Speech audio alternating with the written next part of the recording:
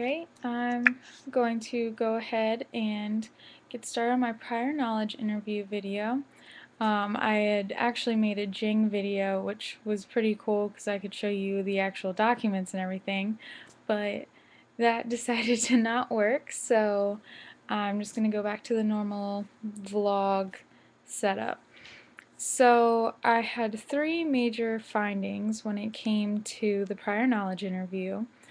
The first one that I gathered was that the students find the information that they're learning a lot more interesting if it's made relevant to their lives. Both the students that I interviewed said that they thought that civics and government and history were boring because, well, one student said that civics was boring because it didn't matter to him. He wasn't 18, he couldn't vote, so why did he need to know this? He wasn't thinking in the long term and he didn't see how it was relevant to his life right now. So one of the major things that needs to be done in schools is that this information needs to be relevant to the students so they can learn it and see why it's important to them. The second major finding I came across was that students need to be engaged when they're in the classroom. Students don't want to sit in their seats and take notes from the teacher who's reading off the PowerPoint slides. We need to make sure that our students are engaged in the activity and really learning the material, and it needs to keep them interested so they don't get bored and shut down in class. The last major finding I had was how much of an impact students' home life has on their school performance. This was really evident to me because I picked two students, one who had a very supportive home life and one who really didn't. And the one who didn't care about school. He never did his homework because no one was ever checking on him. He told me that he was never going to go to college, so it didn't matter. School didn't matter. It was pretty sad, actually. And the other student had a supportive home life. His homework got done. His family helped him study for tests.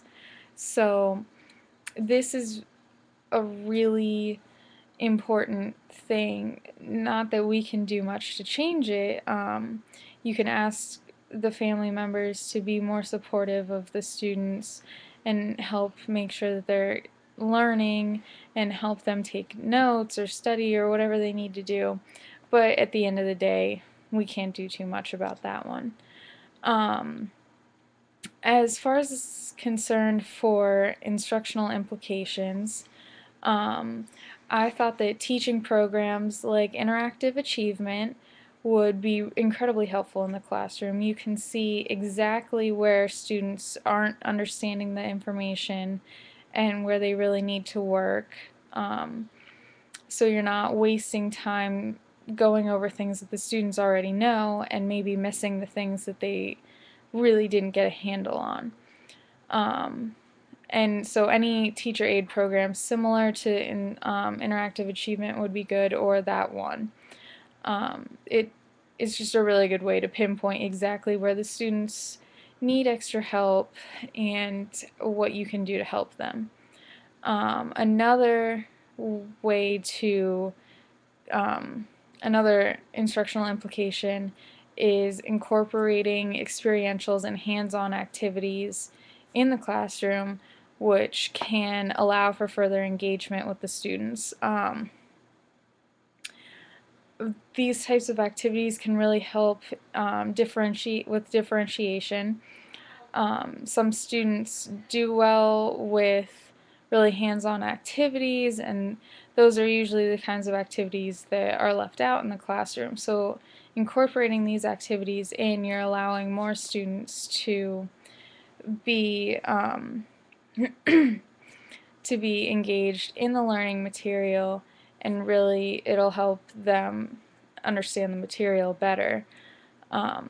And experientials are a really good way to get students involved in whatever concept you're learning about in class that day in a way that will stick in their minds and they'll remember, oh, hey, when we learned about the assembly line, we did this, this, and this in class. So it's a really good way to get students' attentions and really get that material to stick in their heads. Um, and the last implication, instructional implication, was to make sure you vary the type of lessons that are being used in the classroom. If you're doing the same thing day in and day out, students will probably get bored, or they'll be able to go on autopilot and just go in, take notes, leave, and they won't really have actually listened to what you were saying, which is not what we want.